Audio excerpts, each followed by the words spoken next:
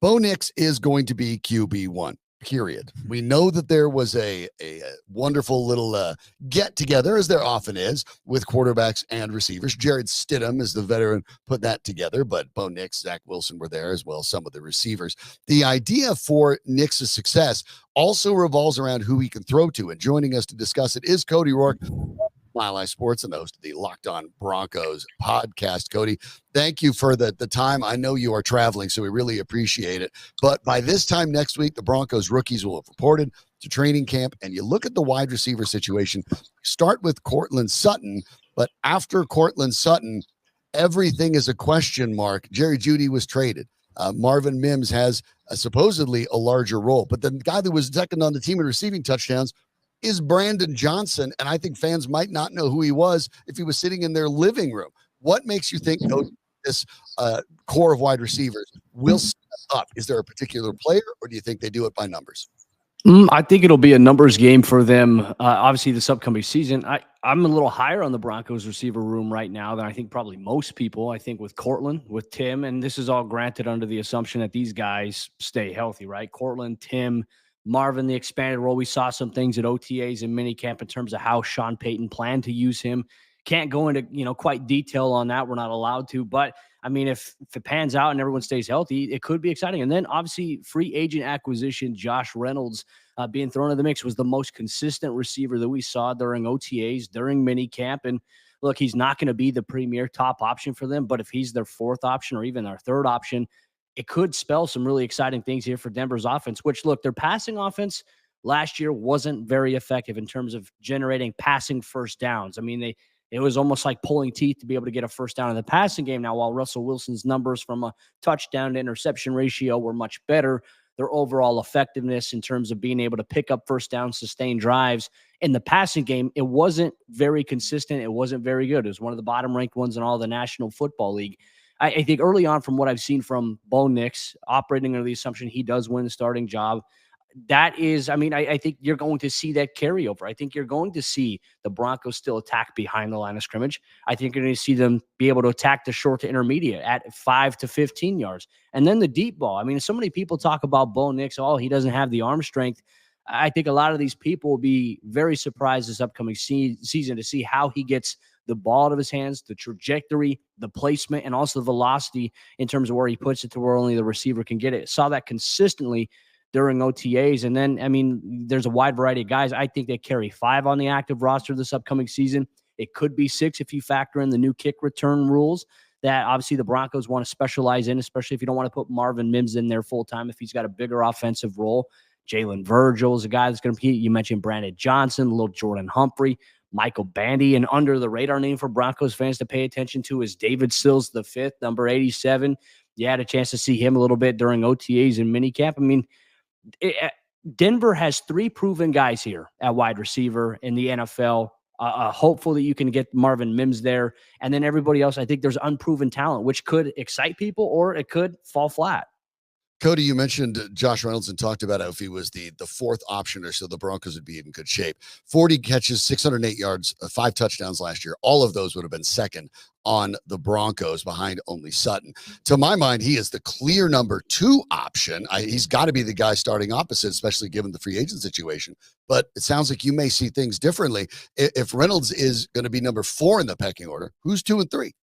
Well, I think it's going to be Tim Patrick, and I think Marvin Mims. I think those are going to be your feature guys. And look, I think Reynolds could easily even be that third option. And another thing about Reynolds I want to make note of here for fans is like, okay, well, what do you look at in terms of sample size? I look at how good were quarterbacks when they targeted him, like passer rating. And look, I think it starts back in 2021 when he was a member of the Tennessee Titans, the Detroit Lions. He kind of had 2 teams in one year.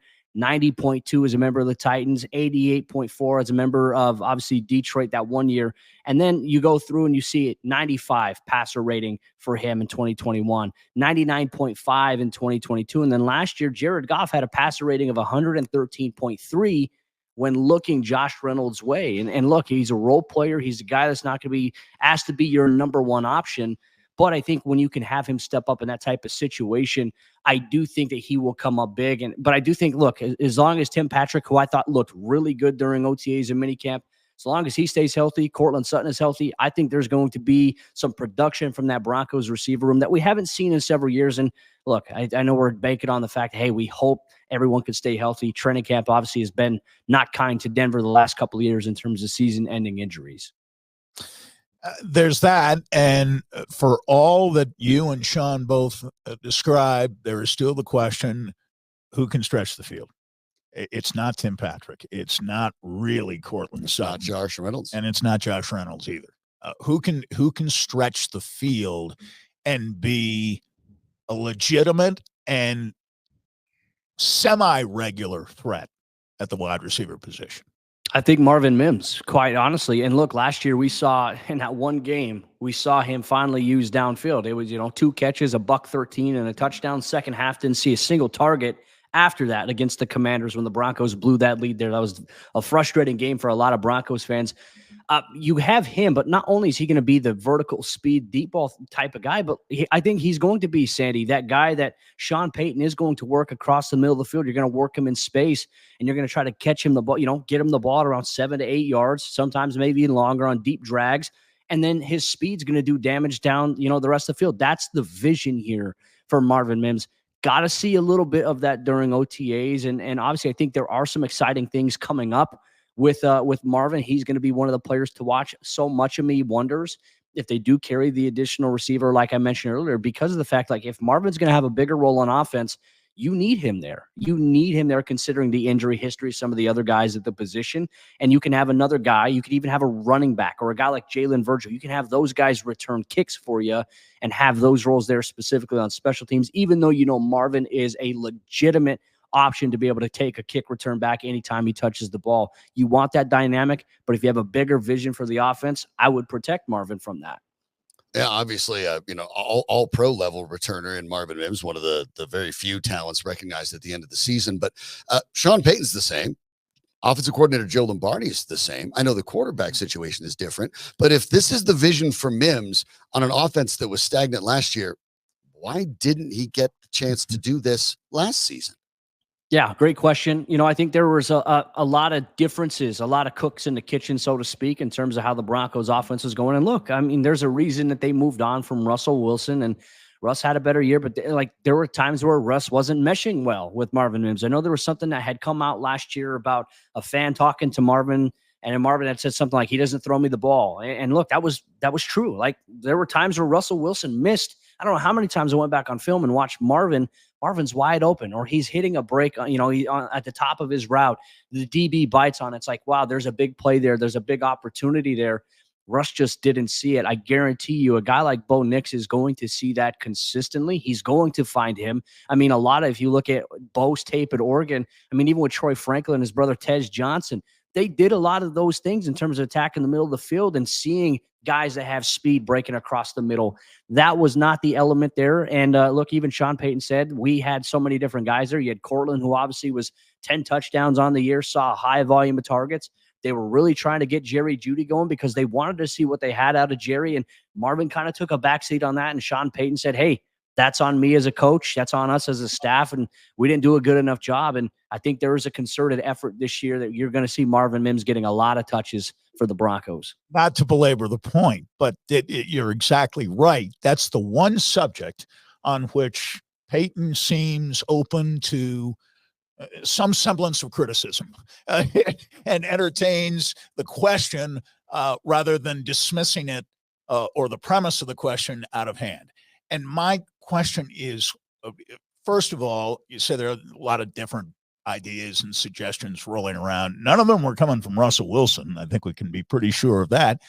Weren't almost all those ideas coming from Sean Payton, one way or the other? And Sean Payton himself said what you just said. Well, we had to make room for Jerry Jeudy. And my question is why? And when they had a chance to trade Jerry Jeudy in midseason and create more opportunities for Marvin Mims, I guess one win at Kansas City made everybody on the Broncos, especially in the wide receiver room, a virtual untouchable. You wanted to milk it as much as you could, I think. Like if you're the Broncos, like for Jerry, they invested a high draft pick in him. You certainly saw the talent that was there. This regime didn't invest in that. Yeah. Yeah. And so they wanted to see like, hey, this is the last chance. We're going to see if we can do it. And unfortunately, like Jerry went on a stretch last year where he didn't have the greatest attitude. I mean, we all saw it on, and I like Jerry a lot. I wish him the best in Cleveland, but the Broncos tried to massage that personality a little bit. And unfortunately, it just didn't work out, didn't pan out. And now he's going to have an opportunity in Cleveland. But I mean, I think at this point, Sean Payton says, all right, we've seen what we've seen from it. Sean liked Jerry, but it's like, it's not going to work here. And they made that decision here, obviously before free agency, when everything was going on there to get rid of him. Yeah, they didn't get very much for him. And they could have gotten more last October for him. Maybe. I don't know. I mean, it's tough. It's tough because I think they were asking a second. They were asking for a second or a third, so at some point you just got to take the value you're going to get. Cody, the situation with Courtland Sutton, obviously, when he reported to the mandatory parts of OTAs, it kind of got buried. But it's very clear that Courtland Sutton would like a new contract. And it's equally clear that Sean Payton is fully aware that Courtland Sutton would like a new contract and seems disinclined to worry about it all that much. Is this going to come to a head at some point? Or do you believe that it's just going to fade away and Sutton's going to let that slide and just play his contract out? That seems kind of unlikely, doesn't it? Yeah, kind of. I mean, it's not the same situation, but if we're talking about a similar strategy that the Broncos could do, and you look at what the Raiders did with Josh Jacobs last year, right before training camp or at the start of training camp, what the Giants did with Saquon, they gave him something. And obviously everything else, like, there could be a situation where the Broncos do give him a little bit of money here, just a little bit more guarantee. That's really what he's looking for. When you look at the market, it's changing every year. And obviously now with Justin Jefferson making $35 million a year, look, the Broncos aren't going to pay Courtland that. Courtland's not asking for that type of money, but he wants to be paid somewhere around, I think, the $13 million per year range, which I think is fair coming off of his last year. But I think they give him a little bit now, right? It's just something that's like a middle branch between the two sides. And I don't know what that number is, but ultimately these two sides are going to have to agree on something. Courtland's not going to sit out and take the fines. I guarantee that. Like, he could do that if he wanted to. He's not going to do that. He's going to go out there and he's going to play. And then I do think there is a chance that if he does play well, you could see the Broncos trade him, but it could be under the notion that whoever they trade with has to agree with a new extension. Like we saw that with Bradley Chubb when Bradley's contract was expiring with Denver. There's so many different logistics that are going to go on behind that. And I think so much of us at training camp, we're going to be following. I know you guys are going to be there at training camp as well in the tents doing your show there. I think so much of what we're going to be looking at is who are some of the other receivers that are standing out, because if the Broncos don't plan on paying Courtland, they're going to have to look at life without Courtland in the near future. Tim Patrick's on 1 year left on his deal. This is it for him, and we'll see if he's obviously going to be playing for an extension as well. You want to see what your guys behind those guys have to offer, including Troy Franklin and Devon Vele. One question that I have remaining, and it actually relates to something we haven't talked about yet. Defense. I have not talked about it yet. Last year, but we won't get into deep metrics. They gave up 413 points. Only 5 teams gave up more points than 413. Most concerningly, they gave up 2.16 points per drive. Only 4 teams in the NFL were worse than that. They were number 1 in fumble recoveries on defense last year with 15, but that's a random stat. You could have a much better defense this year and not recover 15 fumbles. What is the idea, because they are interrelated, about not just the offense and what it can do on its own to improve, but in relation to a defense that will be playing without unquestionably its best defensive player over the past 8 years? Yeah, no, that's a great question. They're losing really 2 of their guys. They lost 2 of their key guys on defense this offseason, and Josie Jewell at the second level, Justin Simmons on the back end, and they're really going to have to spread that out. And look, the biggest question for this team right now, and I wrote about it in my linebacker preview, obviously it's going to be coming out on milehighsports.com as we preview training camp. This is really the biggest question on the team outside of quarterback, is who's going to start next to Alex Singleton. What does that look like? Is the depth at that position good enough? For me defensively, I think that if Jonas Griffith emerges, he's 6'4", he's got the most freakish body type out of all the players right now, I'd say, at the linebacker position. Athletic, coming off the ACL, but he's got a lot of, he was moving well. He ditched the knee brace at OTAs. If he can find solidarity there, he's tall. Like, he's got the athleticism, the strength to do a lot of things that really excite me. Yeah. You look. I want to jump in here and just get. I had forgotten this. There was a time when Jonas Griffith had beaten out Alex Singleton as the starter. And those guys have started games together too. They started a couple of years ago, Monday Night Football, week 1. They start because Josie Jewell was hurt. They started that Monday Night Football game against the Seattle Seahawks and Russ's return to Seattle. It was both those guys. I like what I saw from them in that game. And look, obviously the end result is what it is in terms of the Broncos losing on a 64-yard field goal that they missed by Brandon McManus. But that's an intriguing level for them. I think, to be honest with you, they're going to look at a wide variety of guys at the safety position. Caden Stearns has made great progress in his recovery from patellar tendon surgery. Is sprinting, should be ready for the start of training camp. Brandon Jones, they brought him in the offseason. PJ Locke is a guy who really emerged last year for Denver, kind of what we saw a little bit early on in 2015, not to compare them in any way, shape, or form, but Denver used a lot of David Bruton, TJ Ward, and Darian Stewart. I guarantee you we're going to see them use a lot of these 3 safety looks with PJ, with Caden, and with Brandon Jones quite a bit. I think the biggest offseason addition for Denver that's going to help them at every level is John Franklin Myers. I think when we talk about a pressure player there at defensive end, he's going to allow DJ Jones to play the nose tackle position, Zach Allen at the other defensive end position, and it's going to free up more one-on-one opportunities, in my opinion, for your outside linebacker group. But I think he can be a force to be reckoned with on the interior. If you look at his pressure rate since coming into the National Football League, it's very exciting. And the fact that the Broncos got him the way that they did, it's a little bit of a steal of the offseason, in my opinion. Has the potential to be the biggest impact move that they've made this entire offseason. And I think it will translate well to the linebacker play and also in the secondary.